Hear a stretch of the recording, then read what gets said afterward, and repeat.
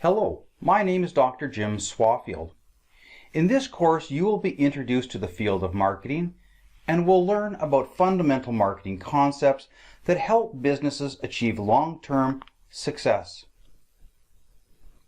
In this video, we will define the term marketing and examine the question, why do consumers buy? Do consumers buy because marketers tell them to buy? Or do they buy to satisfy needs that already exist within them? In this lesson, we will also introduce a foundational concept known as the marketing mix. The marketing mix is a model that helps marketers understand different types of consumer needs. It also serves as a foundation for developing a marketing plan. Let's begin.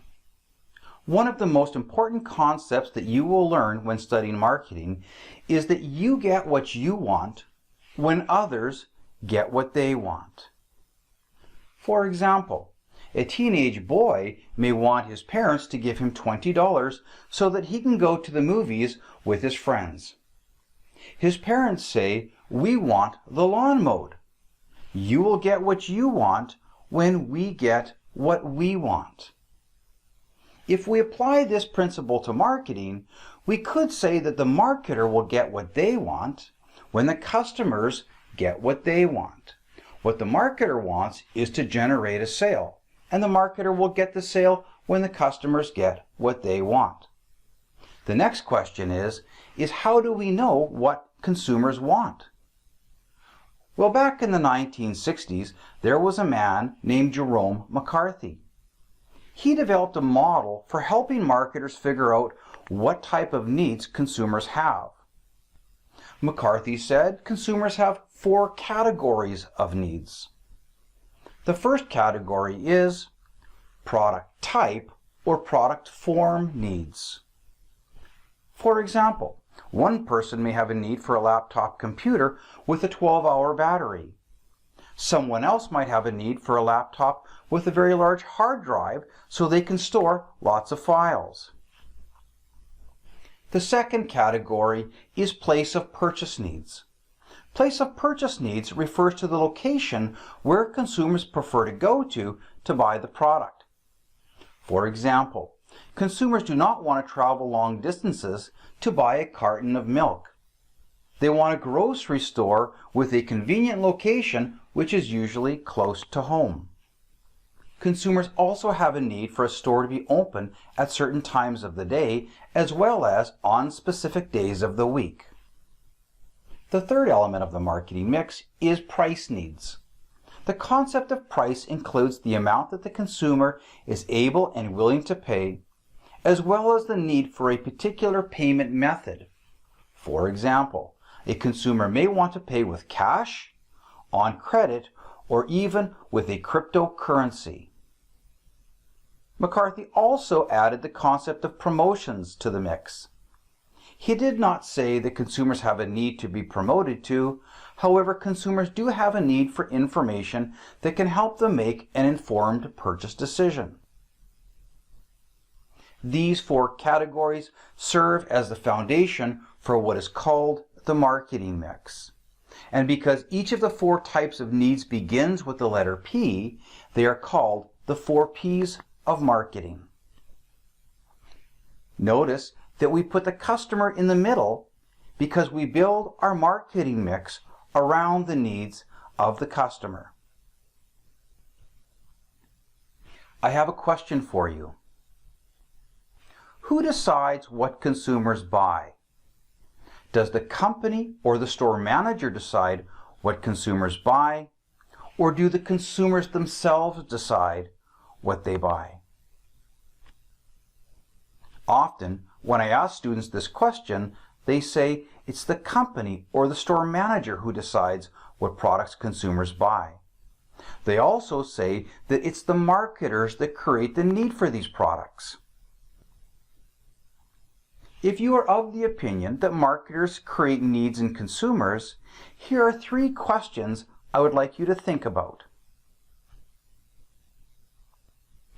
Imagine that you are on a holiday and you're going to drive through the Rocky Mountains. As you approach the mountains, you see a gas station on the side of the road. You then notice a sign that says, "No gas for the next 150 kilometers." You look at your gas gauge and you notice that your tank is half empty. You think to yourself, "I'd better play it safe and fill up my tank before I drive into the mountains." My question for you is this. If you decided to fill up your tank, did the sign at the side of the road create the need for fuel? Or did the need for fuel already exist? If you think that the sign created the need to fill up your gas tank, then you should also ask, would a driver of a car with a tank that was 90% full be likely to pull into the station and top up their tank? Or would the driver say, "I don't have a need for gas," and keep on driving?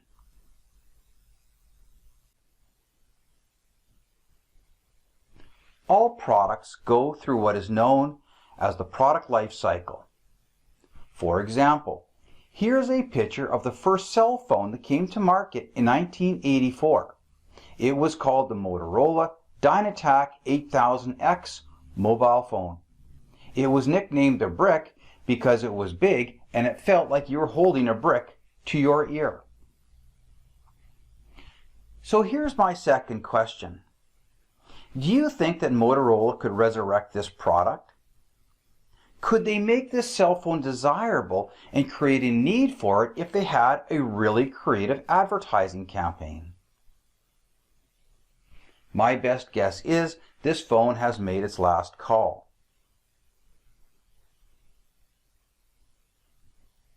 Next, I want you to imagine that you're going to open a retail store. Your inventory for the store can include any 3 items from the following list. Calendars for the year 2021. Bell-bottom pants. Beer. 2013 flip phones. Toilet paper. And chocolates.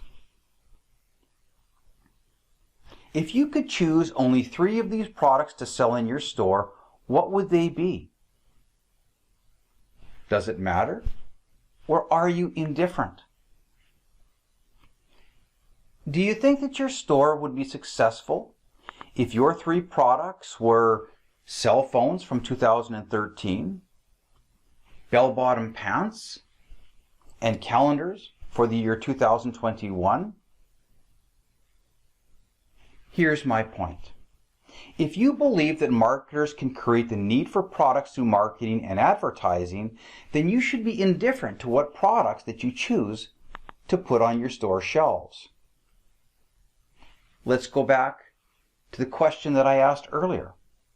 Who decides what consumers buy? Is it the company or the store manager?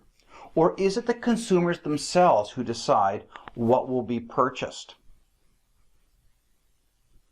I always say store managers can decide what products are put on the store shelves, but it is the consumers who decide what products will be taken off the shelves.